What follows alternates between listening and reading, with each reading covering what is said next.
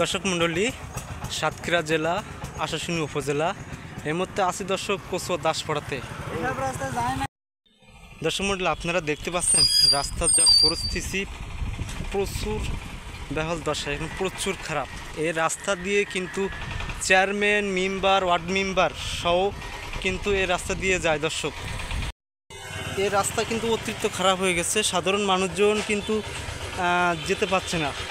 এবং এর সাথে সাথে আমি আপনাদেরকে দেখানোর চেষ্টা করছি দর্শক মণ্ডলী, এই রাস্তা দিয়ে কিন্তু বিএনপি, জামাতে ইসলামী আন্দোলন নেতাকর্মীরাও কিন্তু এই বাড়িতে যায় দর্শক, এই কুল্লা ইউনিয়নে। তারপরেও এই রাস্তা দিয়ে এখনও পর্যন্ত রাস্তার সংস্কার হয় না। এখানে যদি একটা টলি দিয়ে যদি ইট দিয়ে যদি পূরণ করা হয়, পুটিং করা হয়, তাহলে সবচেয়ে ভালো হয়। সাধারণ মানুষ কিন্তু যাতায়াতে আরও সুবিধা হবে দর্শক। সাধারণ মানুষজন কিন্তু বড় কষ্টে যাচ্ছে আর কি। আমি আপনাদেরকে একটু দেখানোর জন্য চেষ্টা করছি আর কি, জাস্ট দুই পাশটা দিয়ে।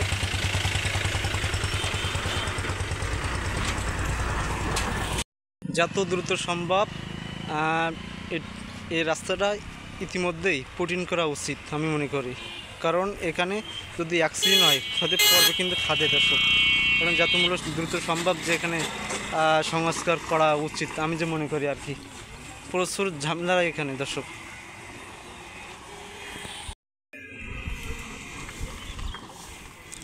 যত দ্রুত সম্ভব রাস্তাটা পুটিং করে দেওয়া উচিত আমি মনে করি। এই ছিল শেষ আপডেট।